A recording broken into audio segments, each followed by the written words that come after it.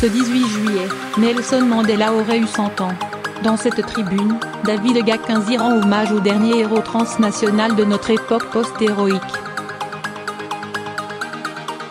Le nom est l'aîné du corps, dit la sagesse Getosa. Le nouveau-né de la maison royale des Temebu, en ce 18 juillet 1918, portera le nom de Nelson Rolihlahla Mandela. Son nom le prédestine, le jeune Mandela sera celui qui tire la branche de l'arbre.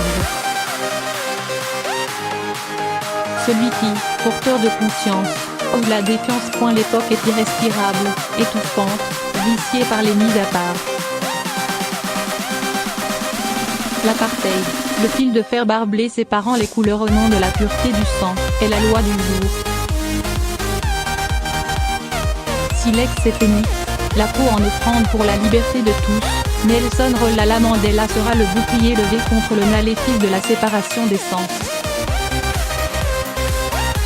Et qu'il le paiera cher. Souffrance et supplice.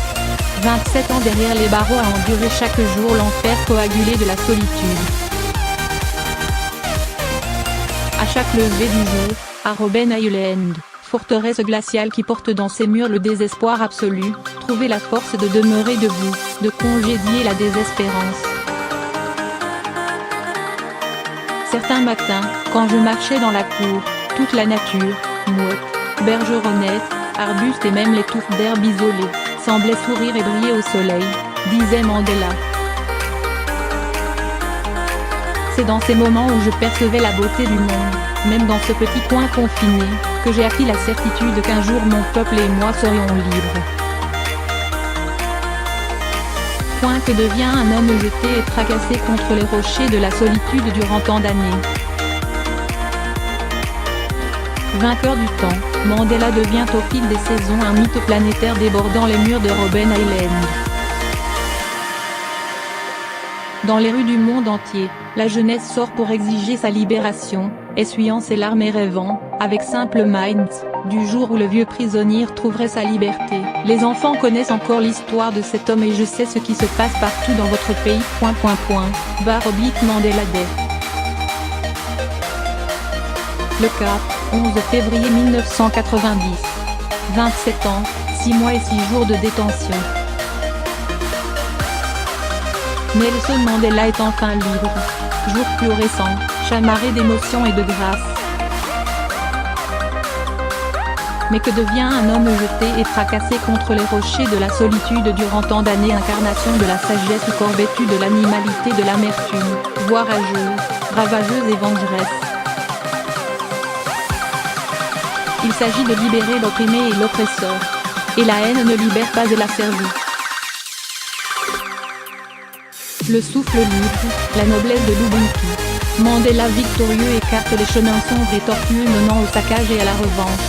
Son choix est sans ambiguïté. Que jamais ou grand jamais notre avenir ne soit attelé au joug et de la vengeance. Être libre, ce n'est pas seulement se débarrasser de ses chaînes, c'est vivre d'une façon qui respecte et renforce la liberté des autres. Le temps du pardon. Mais doit-on pour autant oublier les ventres étrippés par la brutalité des mises à part, les plaques de peau noire tendues sur les barbelés de l'apartheid, les vies déchirées, écrasées, écorchées jusqu'au sang, tous les chemins de douleur que les victimes de l'apartheid ont marchés, je les remarche chaque jour, dira l'ancien prisonnier devenu président de la République d'Afrique du Sud. Non, je ne parle pas d'oubli. Je parle de rendre raison du passé pour répondre de l'avenir. Je dis et proclame que nul ne saurait désirer son bonheur et son droit dans l'écrasement de l'autre. Il s'agit de libérer l'opprimé et l'oppresseur. Et la haine ne libère pas et la servit. Mandela s'adressait à cette part d'humanité que nous portons tous au fond de nous lorsqu'il nous arrive d'être bons les uns envers les autres.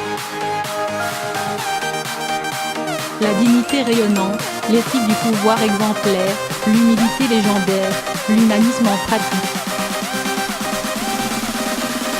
Mandela sera consacré de son vivant comme le dernier héros transnational de notre époque post-héroïque.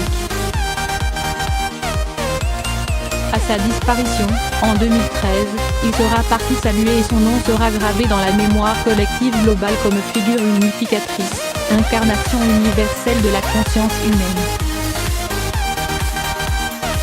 Mais pourquoi le fils de Gadla Henri Mfakani Sevaï de Nosé-Kéni Fani fut-il ainsi aimé bien au-delà des frontières de son Afrique du Sud natale, adulé aussi bien par les déshérités que par les possédants, par les faibles que par les puissants, sans doute parce que Nelson Rolola Mandela s'adressait à cette part d'humanité que nous portons tous au fond de nous lorsqu'il nous arrive d'être bons les uns envers les autres sans en attendre un quelconque bénéfice, lorsqu'il nous arrive d'aspirer à l'office du sacrifice pour le bien de tous.